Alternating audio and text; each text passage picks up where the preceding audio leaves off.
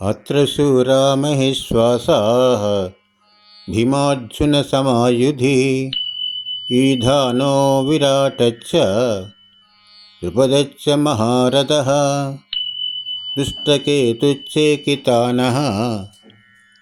काशीराजच्च वीर्यवान् पुरजित् कुन्तिभोजश्च सैभ्यश्च नरपुङ्गवः युधामन्युश्च विक्रान्तः उत्तमौजाश्च वीर्यवान् सौभद्रो द्रौपदेयाश्च सर्वैव మహారథాః. పై శ్లోకాలు ఎవరితో చెప్పిరి? ఏ. ధృతరాష్ట్రుడు సంజయుడితో. బి. సంజయుడు ధృతరాష్ట్రునితో. సి. దుర్యోధనుడు ద్రోణాచార్యునితో. డి.